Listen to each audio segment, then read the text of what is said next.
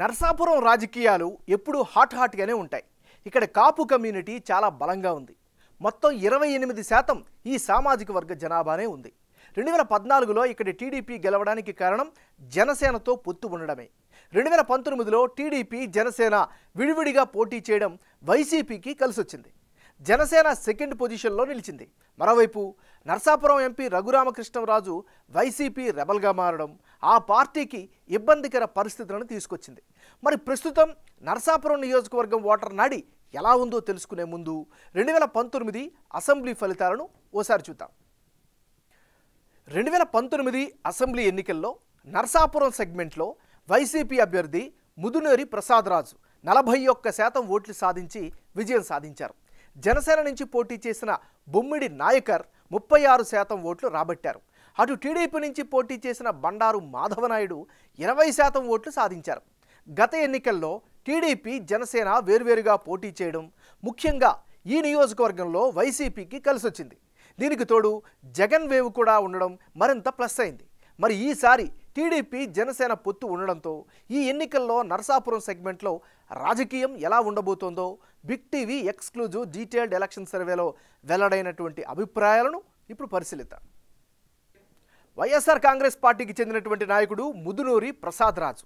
మరి ముదునూరి ప్రసాదరాజుకి రానున్న ఎన్నికల్లో అనుకూలమైనటువంటి అంశాలు ఏమిటి? ప్రసాదరాజుకు సెగ్మెంట్లో క్లీన్ ఇమేజ్ అయితే స్పష్టంగా కనిపిస్తోంది.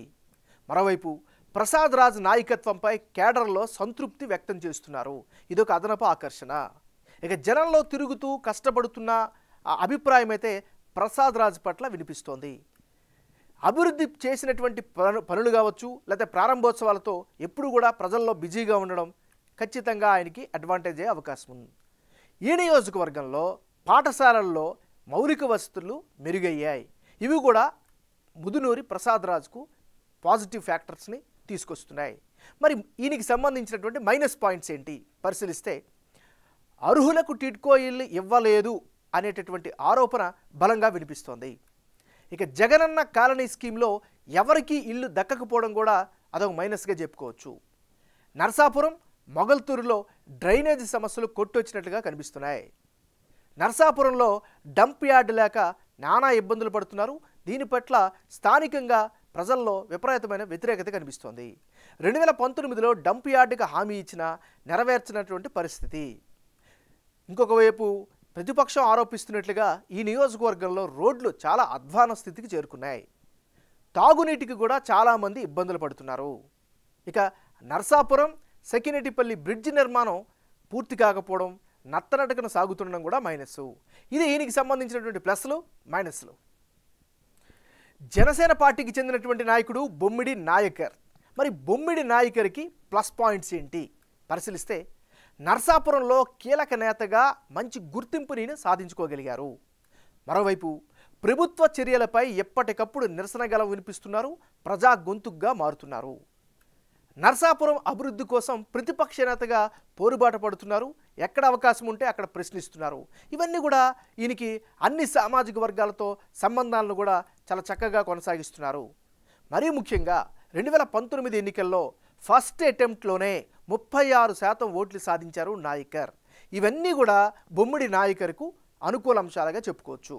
మరి ఈయనకి ఈసారి రానున్న ఎన్నికల్లో మైనస్ పాయింట్స్ ఏంటి పరిశీలిస్తే, తెలుగుదేశం జనసేన పొత్తుతో టికెట్ దక్కుతుందా లేదా అనే అనుమానం అయితే వ్యక్తమవుతుంది.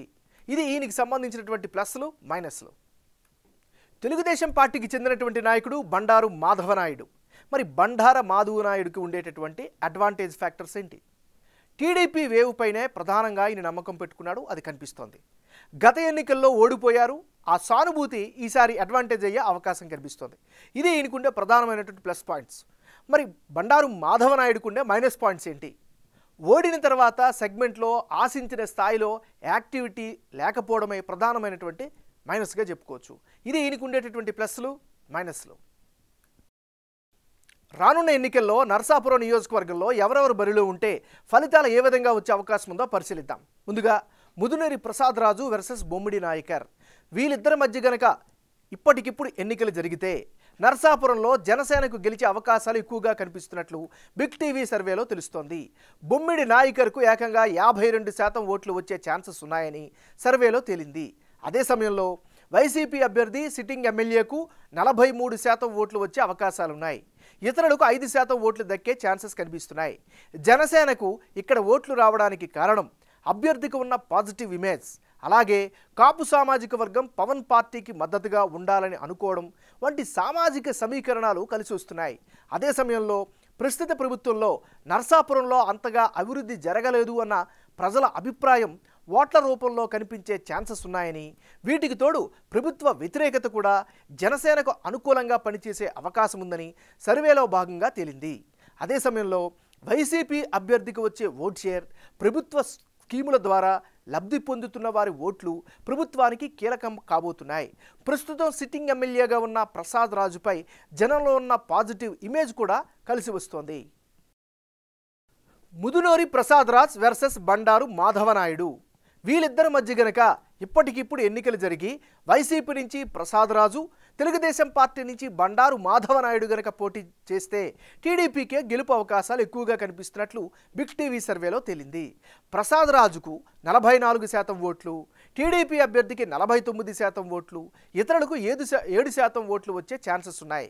నిజానికి జనసేనతో పొత్తులో భాగంగా టీడీపీ అభ్యర్థికి ఇక్కడ టిక్కెట్ దక్కే అవకాశాలు చాలా తక్కువగా ఉన్నాయి. ఒకవేళ జనసేనను కాదని టీడీపీ అభ్యర్థికి పోటీకి దింపితే బొమ్మిడి నాయకర్ ఇండిపెండెంట్గా అయినా పోటీ చేసేందుకు రెడీగా ఉన్నారు అనేటువంటి ప్రచారం సెగ్మెంట్లో జరుగుతోంది. అయితే నరసాపురం టీడీపీ ఇన్ఛార్జ్ పోతూరు రామరాజు జనసేన నేత బొమ్మిడి నాయకర్తో కలిసి గ్రౌండ్లో యాక్టివ్గా ప్రచారం చేస్తున్నారు.